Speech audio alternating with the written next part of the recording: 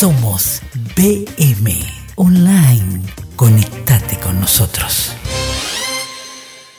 Bueno, estamos con un señor que tiene mucha polenta, mucha formación, tiene 1,90 m de alto. ¿Y qué quiere decir? Que tiene una visión global de todo lo que está pasando, porque la gente lo mira así, de abajo para arriba, y él mira de arriba para abajo. O sea que eso también tiene mucho que ver con su oficio, digamos, con su métier, porque quiero que se lo aplauda como corresponde a este presidente del Centro de Armadores Fluviales y Marítimos del Paraguay, Bernd Günther. Él maneja el CAFIM, y el CAFIM maneja toda la circulación de los buques de carga y no sé si de pasajeros, de carga por la famosa hidrovía, que es fundamental para Paraguay, la hidrovía, y para todos los países componentes de este mundo de la hidrovía, que son 5 países, creo, ¿verdad? Paraguay, Bolivia, Brasil, Uruguay y Argentina. Bueno, y todos estos países tienen que poner la mejor carne al asador para que funcione la hidrovía. Para nosotros es fundamental porque somos un país mediterráneo. Entonces la conexión directa es a través de los ríos Paraguay y Paraná para con el Atlántico, y ahí salen todas nuestras mercaderías y todas nuestras cosas, y viceversa, vienen también los productos de afuera para adentro. No sé cómo va a plantear todo esto el CAFIM con esta nueva historia de la Unión Europea y el Mercosur. No sé si hablaron de eso en la comisión directiva, qué fortaleza va a tener el CAFIM. Tiene que tener mayor fortaleza a partir de ahora, hacerse respetar, y acá internamente también hacerse respetar. Me dice acá Bernd Günther que la Cancillería está apoyando lo que ellos están haciendo, y bueno, tiene que desperezarse esa Cancillería paraguaya para conseguir los objetivos. ¿Es así? ¿Cómo te va? Bienvenido. ¿Cómo te va, Bruno? Buenos días, gracias por la invitación de vuelta, un placer estar acá. Saludos a la audiencia. Sí, y efectivamente empezamos el año con mucha energía, muchas ganas de avanzar. Claro. Lastimosamente no solucionamos todos los problemas, Bruno, aún, pero estamos encaminados. Es tu primera visita en este 2026. Primera visita. Bueno, ¿y cómo está el CAFIM? ¿Cómo plantea su accionar? Así como están las cosas. Y vimos que también el Uruguay se está aportando. Vinieron representantes del Uruguay acá hace poco, y está mejorando esa relación. Desde el año antepasado venimos con una agenda bimensual con Uruguay, y Uruguay está visitándonos a nosotros cada 2 meses. Nosotros tenemos pensado una visita ahora a Uruguay en marzo, entonces estamos armando ya una visita con algunos miembros de la comisión directiva. Vamos a ir a ver el puerto de Montevideo, el puerto de Nueva Palmira, que son las 2 terminales principales allá. Y ellos también ciertamente están viniendo cada 2 meses. La última visita fue la semana pasada, estuvo el embajador también de Uruguay acá presente en CAFIM. Y mucho interés de Uruguay en solucionar cualquier problema, cualquier cuello de botella que nosotros pongamos sobre la mesa. Entonces se habla de tiempos de espera de barcos, tarifas, amarraderos, el ritmo de carga y descarga. Entonces se les plantea las cosas y vienen planes de acción. Hay cosas que ya se solucionaron, por ejemplo los escaneos, que había una demora por escaneos de mercadería paraguaya. ¿Eso qué es? Y básicamente los contenedores que van con carga paraguaya eran retenidos y eran escaneados, y se demoraban los contenedores en Montevideo. ¿En dónde eran retenidos? En Montevideo. Y por un tema de control de narcotráfico, control de la carga. y a veces eso hacía que el contenedor pierda su Sí. conexión. Sí, Como claro. vos en un aeropuerto, No, si se por te supuesto. demora y perdés tu otro avión, ¿verdad? Y le pasaba lo mismo al contenedor. ¿Y cómo solucionan esa problemática? Bueno, y ahí en una de las visitas del año pasado vino gente de aduana uruguaya y tomaron nota y ellos hicieron un perfil de riesgo mucho más acotado. Entonces ahora la cantidad de escaneos se redujo considerablemente.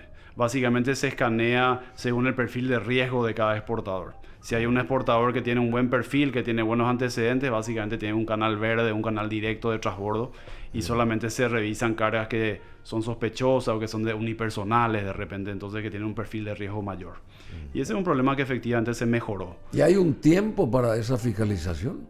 Para no perder la conexión, digamos. No hay un tiempo contractual, toma lo que toma y depende un poco, a veces te coincide con un paro sindical, por ejemplo en Montevideo, y ahí se te complica. Entonces ahí a veces te toma 3 días, 5 días y perdés la conexión.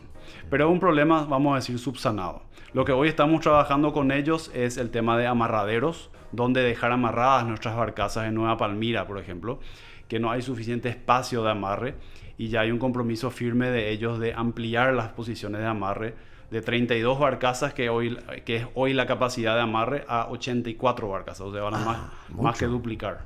Mucho. ¿Y van a poder hacer eso en cuánto tiempo? Sí, ellos dijeron que este año sale la licitación y ponen las boyas. Entonces se comprometieron a cerrarlo este año. Bueno, pero amén de el Uruguay, esa relación que tenemos que tener siempre con las puertas abiertas, porque el Uruguay es un país muy amigo del Paraguay en líneas genéricas, por más que no tengamos territorio, digamos, cercano, pero el Uruguay históricamente siempre fue muy amigo del Paraguay. Inclusive nuestro himno nacional fue hecho por uruguayos, por ejemplo. La parte de la lírica del himno nacional paraguayo regaló el Uruguay al Paraguay, por ejemplo, y de ahí partimos. Y por más que hubo momentos difíciles, pero el Uruguay siempre fue más compañero del Paraguay que otros países. Parece mentira, pero es así. Pero acá nuestro tema es Argentina. ¿Qué pasa con Argentina? Porque Argentina es la que está esperando siempre que todos vayan y bajen la cabeza y ante Argentina. Bueno, ¿Cómo hacen ustedes? Lo habré mencionado en una de las primeras entrevistas, creo que esta es la cuarta que tenemos, la cuarta entrevista. ¿Acá? Sí, acá. Lo habré mencionado en la primera o la segunda. Yo veo que estamos en un BM Online. En BM Online, claro. Veo que es un momento de inflexión en la dinámica de la hidrovía. ¿En qué sentido? Que en el pasado, cuando empezó CAFIM en 1940, todos estos gremios, incluyendo CAFIM, tenían una naturaleza muy proteccionista. Era proteger al Paraguay, proteger a la flota paraguaya, proteger los intereses de Paraguay. Y ahora en los últimos años hay una visión mucho más integradora. En CAFIM, hoy en la comisión directiva, ciertamente hay una mayoría de paraguayos, pero también hay uruguayos, hay argentinos, hay brasileros en la comisión directiva, representando empresas de fondos brasileros, por ejemplo. De esos países. De esos países. Entonces hay una visión mucho más homogénea y las empresas con capital de esos países también están activando a sus cancillerías y a sus gobiernos. Entonces hay un empuje mucho más homogéneo. No es Paraguay versus Argentina solamente, sino que ya se habla de un interés regional y de un interés de la hidrovía. Que siempre se tuvo que hablar desde ese siempre, prisma. Siempre tuvo que haber sido así. Pero estamos en un momento donde definitivamente hay gente que quiere hacer bien las cosas y estamos mejor representados. Nosotros tenemos imágenes de cómo se desplazan estas barcazas por los ríos Paraguay y Paraná, José, y es importante mostrar esa fuerza, cómo se llevan nuestros productos.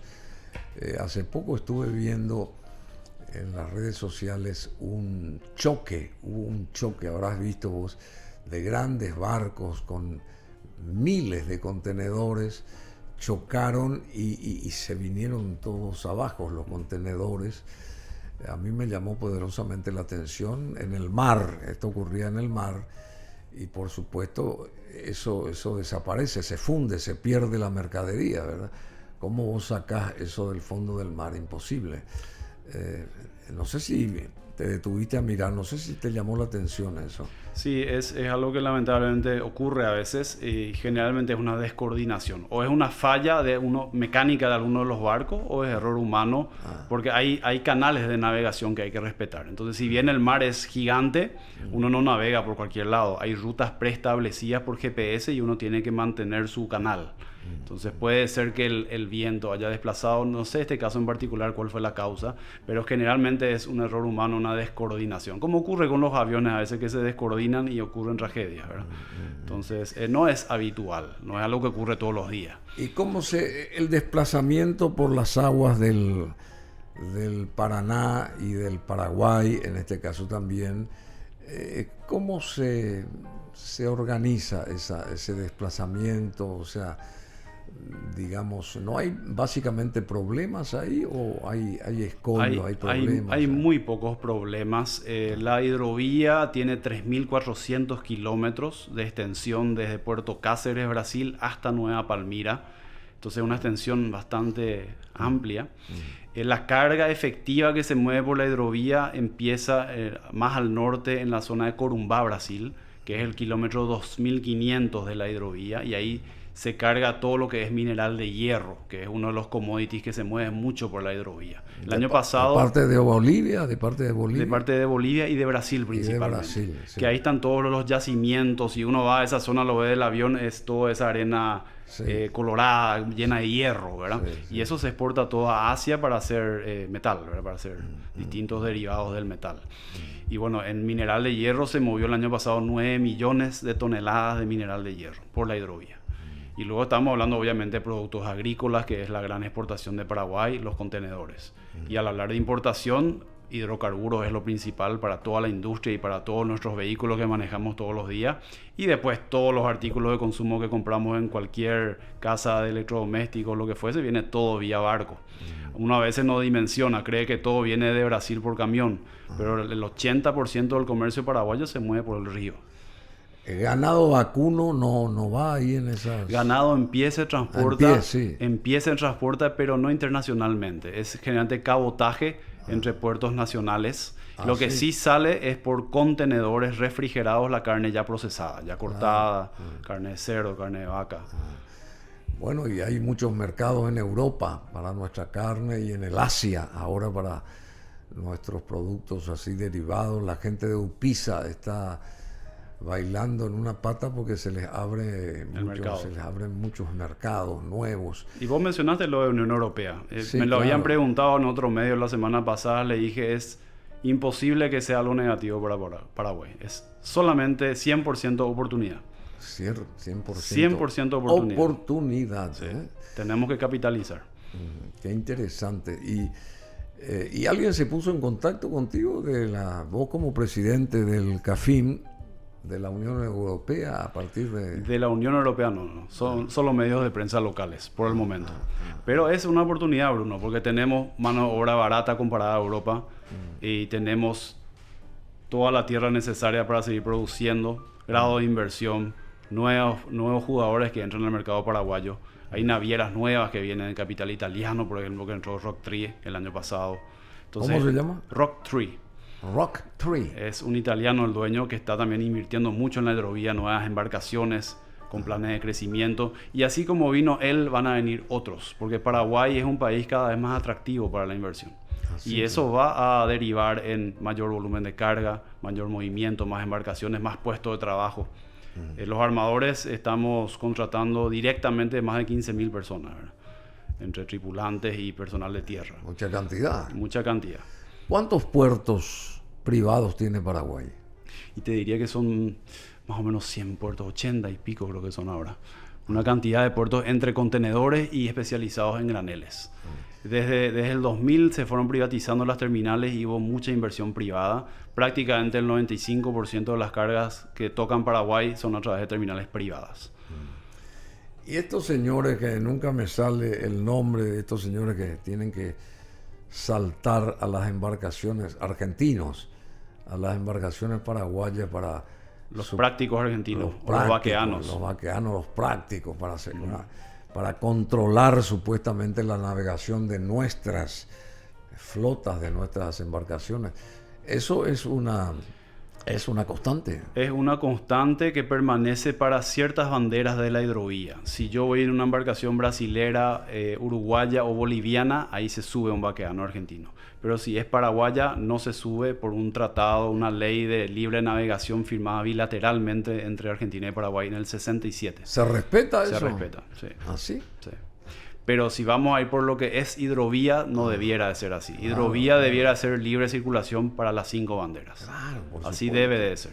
Por supuesto, para las 5 banderas, porque ¿quiénes son los dueños, para decir algo, o los que ponen todo el esfuerzo para que eso funcione? Son los 5 países mencionados. Los ¿no? 5 países. Cada país tiene su jurisdicción sobre ciertos tramos y las prefecturas, la Prefectura Naval Argentina desde Confluencia para abajo, ella está controlando los barcos. Prefectura General Naval Paraguaya controla de Confluencia Río Apa. Entonces están divididas las zonas en donde cada país controla el tráfico, principalmente desde el punto de vista de seguridad y narcotráfico.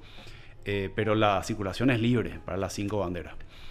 ¿Por qué Buenos Aires se convierte en el principal hub del transbordo de mercaderías para Paraguay, digamos? Bueno, fue un tema que está haciendo mucho seguimiento de Uruguay, sobre todo, porque es el principal afectado.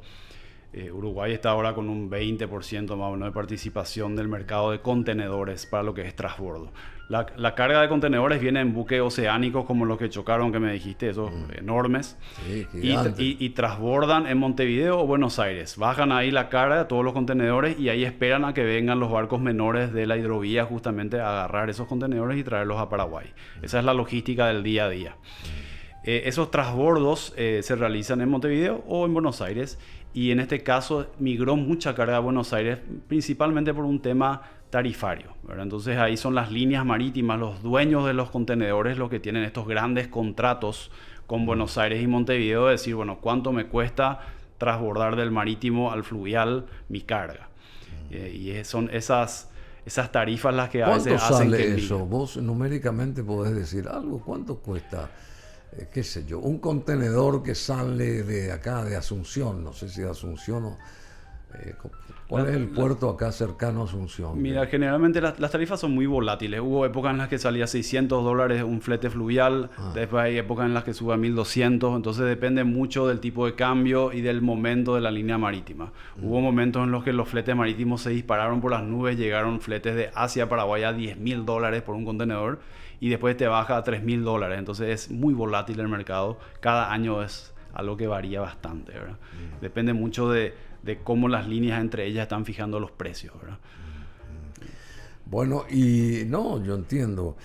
¿Y qué medidas ustedes están tomando para mitigar vamos a otro terreno, la sedimentación en el río Paraguay? Porque estamos viendo imágenes también, lo estábamos viendo hace poco, imágenes del río Pilcomayo, que está todo colmatado, y eso también ocurrirá, me imagino, en el río Paraguay. Nosotros trabajamos... Hay que ayudar a sacar todas esas cosas del fondo, ¿verdad? Hace meses venimos con varias reuniones con la ANNP, la prefectura y sobre todo el Ministerio de Obras Públicas por el río, no Pilcomayo, el río Bermejo. Bermejo. Que el Pilcomayo tira sedimentos... Bermejo es paralelo al Pilcomayo. Es paralelo, pero está mucho más abajo. Sí, el Bermejo está... territorio argentino. Está, sí. No, está al sur de Pilar. Entre Pilar y Confluencia. En territorio argentino, pero al sur de Pilar. El río Bermejo tira sedimento y tira una cantidad inmensa de sedimento. Tira 10 millones de toneladas de sedimento al año al río Paraguay. Es un comportamiento normal de todos los años, es cíclico. Y hay años donde el río Paraguay no tiene un caudal, no tiene un buen nivel de agua, como es este año de vuelta y como fue el año pasado, donde no tiene la fuerza suficiente para evacuar ese sedimento. Entonces el río Bermejo le gana y le tapona con sedimento al río Paraguay y los barcos no pasan. Entonces el año pasado tuvimos una crisis, no sé si recuerdan, salió en diversos medios de prensa, que estuvimos 90 días con más de 600 embarcaciones ahí tratando de pasar esa zona, que es un trecho de 1 kilómetro. Y ahí se embotella todo. Entonces, hace meses venimos haciendo el trabajo con el ministerio de dragar ya preventivamente. ¿Y por qué zona. No se hace así? Bueno, y empezó la semana pasada.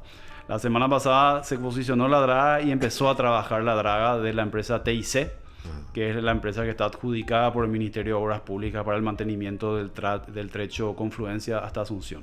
Entonces la Draga está desde la semana pasada trabajando. Una empresa paraguaya. Una empresa paraguaya, es la misma empresa que hizo la Costanera, por ejemplo. Son empresas que ya siempre están con las licitaciones y bueno, vienen dragando ya hace muchos años, tienen los equipos necesarios, el conocimiento, todo. Y bueno, está trabajando desde la semana pasada y el Centro de Armadores acompañando con las mediciones de cómo está el río, cómo está el fondo, ¿verdad? Efectivamente se está sedimentando, se está empezando a cerrar, aún es navegable hoy, pero es algo que sabemos que se va a ir complicando, ¿verdad? ¿Cuál es la solución, Bruno, que visualizamos a medio plazo? Ahora tenemos 3 años de licitación de mantenimiento del río de vuelta, 2026, 27, 28. Eso está adjudicado a través del Ministerio de Obras Públicas. Ya venimos hablando con el Ministerio de Economía, Ministerio de Industria y de Obras Públicas, cuál va a ser el siguiente paso después de 2028.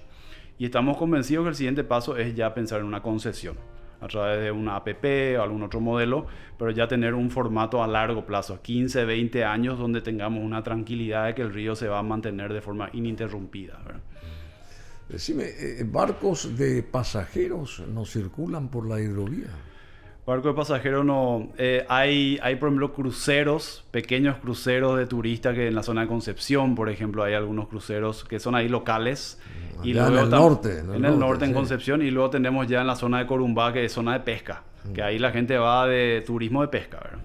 Hay hoteles de pesca, lanchas de pesca, está muy concentrado. Porque antes había, me acuerdo perfectamente que estaban esos barcos, el presidente Stroessner y el presidente Carlos Antonio López, creo que se llamaban, unos barcos muy bien hechos en astilleros españoles que llevaban pasajeros desde Asunción a Buenos Aires. Y eso ya no existe. Eso ya no existe. Ya no existe, todo en avión.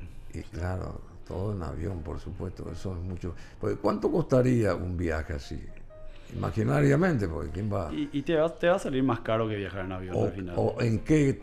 ¿Cuál es el tiempo de viaje? Mira, el tiempo de Asunción hasta Buenos Aires tenés 5 días. 5 días. Sí. Es que prácticamente una vacación. En la época de los picapiedras, más o menos. O sea es que el barco no se va a 100 kilómetros por hora. El barco se va a entre 8 y 12 kilómetros por hora. Esa es la velocidad del barco.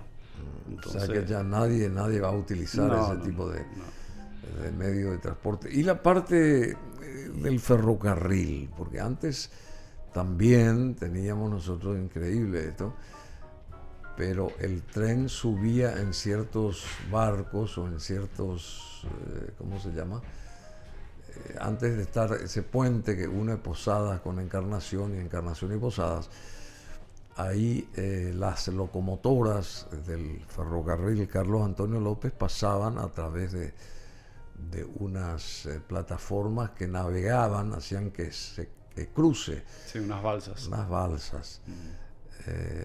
Y bueno, todo ese tipo. Quiere decir que yo me estoy yendo a la parte histórica de la cosa, pero ahora ya no funciona así, ¿verdad? Ahora ya cambió mucho. Tenemos todo es más rápido, ¿verdad? Pero todo bueno, Bruno, nuestros ejes de trabajo siguen siendo los mismos. Yo sigo en la presidencia hasta abril del año que viene. Ahí vencen mis 2 años de mandato. ¿Te pueden elegir otra vez? Podría haber una reelección, sí. No sabemos. ¿Y cómo que no sabemos? Veremos después, Bruno. Eso. No. Si, pero vos si sos es que logro una mi persona objetivo, demasiado eficiente. Si no logro mi objetivo, tengo que entregar con dignidad el mando también. ¿Y cuáles son los objetivos tuyos? Nosotros vamos a seguir trabajando sobre los 3 ejes que fijamos el año pasado ya. Que el primer eje es la seguridad jurídica, que ahí estamos hablando de todos estos temas de hidrovía, ¿verdad? Vaqueanos, las tasas, el peaje, son temas que seguimos trabajando. Tuvimos una buena novedad esta semana, que es sobre, no sé si te acordás del problema que tuvimos con los alijes de hidrocarburos en el Paraná. Sí. Recibimos ya información de Aduana Argentina. Explica bien eso, alijes de hidrocarburos. Sí. ¿Qué específicamente es bueno, eso? Así como los contenedores llegan en buques grandes oceánicos y transbordan en las terminales de Montevideo y Buenos Aires, el combustible que llega a Paraguay viene también en barcos grandes que no pueden entrar al río, obviamente, ¿verdad? Por su tamaño, pero en vez de entrar en un puerto a hacer el transbordo del combustible, ellos estacionan en medio del río, que es la zona del Paranaguazú, en el kilómetro 171. Es una zona del río determinada donde hay una boya. Ellos amarran ahí, tiran su ancla y ahí viene el convoy, se pone al lado del barco y se pasa el combustible de barco a barco. Un ship to ship. Ah, sí, che. Entonces no hay operación de tierra, es netamente en el medio del río, de barco a barco. Y así es como llegan todos los combustibles acá a Paraguay. Y bueno, y esa zona tenía teníamos información de que se iba a suspender esa operativa, se iba a cesar la habilitación aduanera, que al final se postergó hasta este año, y ahora esta semana recibimos información que se va a volver a postergar hasta el año que viene, hasta que se trabaje bien qué zona es la que se va a dejar, si va a ser esa zona u otra zona, porque la Argentina está reorganizando todas las zonas. Hay zonas donde rada de puerto, donde uno estaciona antes de ir al puerto. Hay zonas de alige, que es lo que te dije ahora. Entonces hay diferentes tipos de zonas que ellos están reclasificando y ver cómo se va a controlar todo esto, ¿verdad? Y ellos son los que dirigen eso y nosotros tenemos que bailar. Y ellos son los que dirigen en este caso porque es en territorio argentino. Bailar sobre su música. Entonces ahí lo que hay que hacer es alinear intereses y alinear criterios técnicos. ¿Y embarcaciones argentinas acaso que no arriban a nuestro territorio? O sea, que uno muy poco. ¿Ah? Muy poco. De todo lo que se mueve en la hidrovía, más del 90% es paraguayo. ¿Así? Nosotros somos los jugadores número 1 de transporte. Hidrovía. ¿Hay celos? No sé si hay celos, Bruno. Porque realmente hay varios argentinos trabajando con nosotros y yo creo que más bien hay... ¿Por qué ellos descuidaron eso? Porque si está en su territorio, si todo eso pasa por su territorio, ¿por qué ellos no se adelantaron más bien? Sí, Argentina es un país gigante, ¿verdad? Que tiene Sí. muchísimos recursos. Sí. Y ciertamente la hidrovía para Argentina no tiene un significado tan grande como la hidrovía para Paraguay. Sí, para nosotros claro. la hidrovía es 80% de lo que somos. Es la salida. Para Argentina la hidrovía es 10% de lo que ellos son, porque para ellos mueven directamente tráfico marítimo. Ellos no se ocupan de barcazas ni de nada. Eso porque los barcos llegan directo a Argentina, ¿verdad? Claro. Entonces todo el volumen se mueve directamente. La hidrovía es como la puerta del patio de atrás, ¿verdad? Sí, sí, Entonces, sí, sí, obviamente sí, no sí. quiere decir que no le tengan que dar interés, pero no es Pero no necesariamente le la dan el prioridad interés número uno. necesario No el interés que nosotros precisamos. que Correcto. nosotros quisiéramos. Bueno, Claro, entonces se entiende vamos a seguir trabajando en ese tema de seguridad jurídica. Ahí entra el proyecto de ley anunciado por el presidente de crear la Dirección Nacional de Marina Mercante, que básicamente lo que pretende es sacar a la Marina Mercante de donde está ahora, que está abajo de un viceministerio de Obras Públicas, de Vialidad, y ahí abajo está Marina Mercante. Se pretende llevarlo como una dirección nacional debajo del Ejecutivo directamente. ¿Cuándo va a ser eso? Y eso tiene que salir este año, Bruno. También este año. También este año. Un año donde tienen que suceder las cosas. Tienen que trabajar mucho, entonces. Tenemos que porque- trabajar mucho, sí. Pero bueno, el mensaje es... No, sobre todo el Ejecutivo. porque- El mensaje es correcto, porque es decir, la hidrovía es importante y queremos que esté acá arriba, debajo de presidencia, ¿verdad? Entonces el mensaje es el correcto. Bueno, ¿y cuáles son los planes a largo plazo del CAFIM? El CAFIM es el Centro de Armadores Fluviales y Marítimos del Paraguay para mejorar la logística fluvial, justamente. Bueno, entonces, resumiendo el objetivo, Bruno, lo dije en un discurso hace poco, nosotros queremos duplicar la hidrovía en los próximos 5 años. Duplicar. Duplicar el volumen. Nosotros movimos el año pasado 25 millones de toneladas de productos por la hidrovía y queremos que llegar a 50 en los próximos 5. ¿Se puede eso o no? Se puede. ¿O claro es que se muy ambicioso? Se puede porque ya sucedió. En el año 96 se movían 6 millones, hoy estamos en 25. Se triplicó ya, casi quintuplicó ya casi, ¿verdad? Claro. Entonces ya sucedió. Realmente es cuestión de mejorar este tema de seguridad jurídica, que no hayan estas trabas raras, entre comillas, o inventadas, que haya un criterio uniforme entre los 5 países, que se deje navegar, ¿verdad? Básicamente, a los que están en regla. Y después que el río esté bien mantenido. Esa es la base.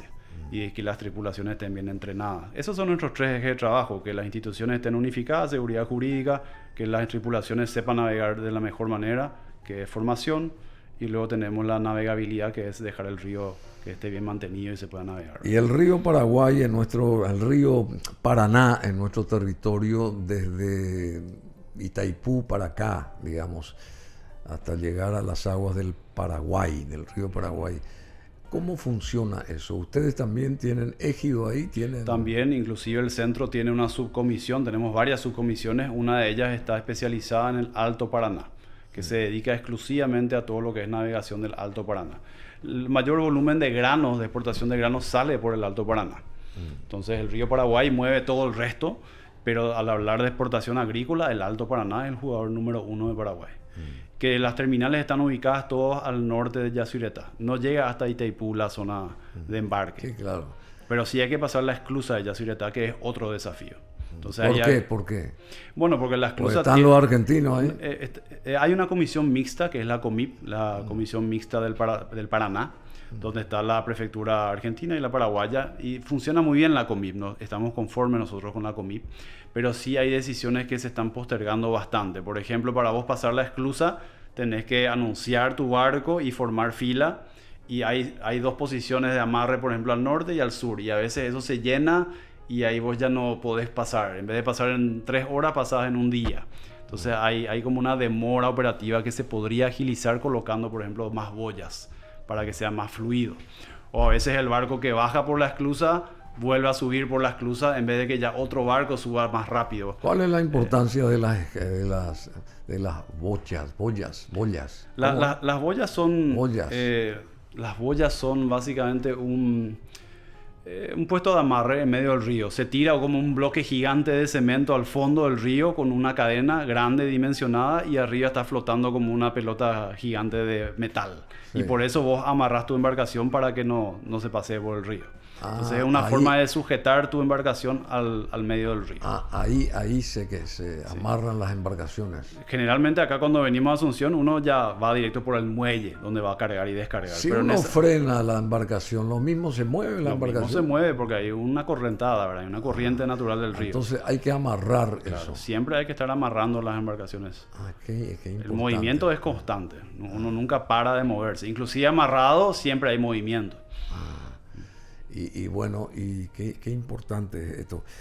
Bueno, ¿y cómo ves, por otro lado, las posibilidades de alianzas público-privadas en el sector marítimo, por ejemplo? Bueno, la gran oportunidad es la que te mencioné recién, que es esta concesión. Es trabajar una concesión con el gobierno que nos permita mantener el Alto Paraná y el río Paraguay a largo plazo. Te explico, por ejemplo, la problemática. La licitación anterior del MOPC terminó en diciembre del año pasado y ahora en enero arrancó la nueva. Pero no es así como te digo que termina y arranca, sino que para terminar la anterior hay que hacer todo un proceso con la Dirección Nacional de Contrataciones Públicas, hay que darle cierre, hay que fiscalizar, hay que hacer un acta de cierre provisorio, esperar un mes, hacer otra acta de cierre final y luego recién dar la orden de inicio de la nueva licitación. ¿Por qué esperar un mes? Y es el proceso de contrataciones públicas. Pues ahí se hacen los fatos. No es que se hacen los fatos, sino que ya se dijo que se terminó y es un modelo aplicado a rutas. Entonces vos terminás la ruta y esperás un mes a ver si algo se rompe, si se fisura, es como para volver a reclamarle al contratista. Pero el río no tiene esa característica porque el río vos terminás de dragar y al día siguiente ya cambió, si está en movimiento todo el tiempo. Es nomás un proceso que se hizo copy-paste de la ruta al río, pero en realidad no aplica al río esa espera. Entonces nosotros hoy, 3 de febrero, seguimos sin poder dragar sobre la nueva licitación. Nos quedamos sin dragar prácticamente desde octubre hasta ahora. Son 4 meses que no estamos dragando y es un problema para el río. Porque el río no te espera. El río todos los días está moviendo la arena. No, es para el río, para las embarcaciones que pasan por ahí. Y claro, y ahí se empiezan a embotellar los barcos, ¿verdad? Bueno, Bernd Günther, muchísimas gracias. Presidente del CAFIM, Centro de Armadores Fluviales y Marítimos del Paraguay. No sé lo que quieras agregar. ¿Querés tocar un tema en específico que yo no te consulté, que no te pregunté? A ver, la parte gremial, ¿cómo funciona acá? Realmente en tema específico es lo que te dije, queremos duplicar la hidrovía en los siguientes 5 años trabajando sobre esos 3 ejes. Necesitamos muchísimo apoyo de los ministerios. Reitera un poco esos 3 ejes. Navegabilidad, principalmente sustentado por los trabajos de dragado y una nueva concesión de la hidrovía de nuestro tramo. formación de las tripulaciones, que eso va a estar sustentado por los convenios que tenemos con la Escuela Náutica de la Armada. Eso es más difícil, es formar a la gente. Sí, eso ya está, los convenios están vigentes y estamos Sí, trabajando. una cosa es en un papel, pero de ahí a que se formateen estas Están personas, digamos. Están vigentes las tecnicaturas. Hoy los egresados de bachillerato pueden ir a hacer la tecnicatura de 2 años para ser engrasadores o ser marineros y ya entran al rubro naval. Y queremos seguir aumentando ese nivel de formación. La gran meta de este año es que salga el proyecto de ley para implementar el estándar de la OMI de formación. Hay un gran convenio de la OMI que se llama STCW, que son siglas en inglés. OMI, que es La Organización Marítima Internacional. Marítima Internacional. Entonces ellos sí. tienen un convenio, un código de cómo formar a las tripulaciones para que sean reconocidas internacionalmente. Y nosotros queremos que el paraguayo tenga eso, para que el paraguayo también pueda navegar en buques de ultramar. Esa es la visión de la formación. Y luego seguridad jurídica, que hablamos bastante. Son esos 3 ejes los principales. Muy interesante, querido Bernd. Bueno, y después están esos buques que traen petróleo, me decís, que no pueden pasar por la hidrovía. No pasan esos buques o llegan hasta un sitio nomás. Llegan hasta el kilómetro 171 del Paranaguazú, que es río, pero es un río muy profundo, naturalmente. Tiene 40 pies de profundidad, está hablando de 12 metros. Y hasta ahí van las embarcaciones que... Hasta ahí van los de ultramar, paran ahí y vienen los barcaceros, se apoyan y hacen el transbordo directo ship to ship, ¿verdad? Barco a barco. Bueno, Dankeschön, muchísimas gracias. Vos sabés que mi posición es que Paraguay se haga respetar. Sí. Y bueno, vos sos la cabeza, vos sos el embajador del Paraguay en toda esta historia de la hidrovía. Vos te tenés que hacer respetar. O sea, vos hacerte respetar, yo sé que la gente te respeta porque sos muy profesional, que no jueguen contigo, no de los otros países. Sí. Eso nomás. Sí, ahí el desafío principal, Bruno, es tener una respuesta honesta, ¿verdad? Que a veces uno no consigue esa respuesta o tiene que trabajar mucho en el relacionamiento con la contraparte antes de que esa contraparte mude o gire, porque también hay cambios dentro de las instituciones. Entonces es un desafío dentro de esos ciclos de rotación mismo conseguir ese relacionamiento para tener esa respuesta sincera. Ese es el punto principal acá, ¿verdad? Para lograr avanzar con estos puntos. Porque a veces uno hace mucho, pero en la dirección incorrecta y no logra avanzar, ¿verdad? Así, ¿cómo vos sabés cuál es la dirección correcta y la no? Y mira, para algunos puntos no sé, Bruno, y para otros sí. Pero es empezar a tocar puertas hasta que alguien te muestre la luz, ¿verdad? Te diga, ese es el camino. O esto no se está haciendo por esto. ¿Y el que te muestra la luz es un compatriota tuyo o No siempre. o no? No siempre. Yo, por ejemplo, estoy hablando mucho con el Centro de Navegación de Uruguay, por ejemplo, que es el CAFIM de Uruguay, son los privados de Uruguay. Entonces hablo directamente con la presidenta ahí, que es Mónica, y estoy tratando de conectarme regionalmente para que entre todos digamos, che, esto pasa, Paraguay está jodiendo acá, Uruguay joda allá, Argentina. Tratar de crear un poco ese network, esa red de contactos regionales y estar todos más unidos, ¿verdad? Porque los intereses son comunes. Los intereses son comunes. Y con Mónica hay que trabajar entonces, que es la representante del Uruguay. Y bueno, y con el Uruguay, por ende, también tenemos que tener mucha más afinidad. Y con todo en línea genérica. No sé si Brasil se mete o no se mete. Y Brasil ya está empezando a meterse. En la última reunión del CIH, que es el Comité del Tratado de Hidrovía, fuimos invitados los privados a pedido nuestro. Fue algo nuevo. ¿Está infectado Brasil? No. VIH dijiste. CIH. CIH. El Comité Intergubernamental de la Hidrovía. Así se llama la comisión de las cancillerías. Bueno, pero se está metiendo. Se está metiendo y están empezando a enviar notas. Ahora en marzo es la siguiente fecha. En marzo es la siguiente reunión del CIH acá en Asunción. En Asunción. Y ahí ellos tienen que ya expresar su opinión oficial sobre, por ejemplo, la actualización de las dimensiones máximas, que es algo que venimos trabajando hace años sin avances. Y bueno, vamos a ver qué noticia hay ahí, ¿verdad? Bueno, Bernd, muchísimas gracias. Él es Bernardo, pero quiere que se lo llame siempre Bernd. ¿verdad? No, yo soy Bernd, pero prefiero Bernardo. Al revés. ¿Al revés? Al revés, sí. ¿Y la gente te llama Bernardo o cómo te llamas? Bernd. Generalmente Gunther. Günther. Gunther. Ya está paraguayizado el apellido. No, ¿Qué vamos Günther. a hacer? Günther es el apellido.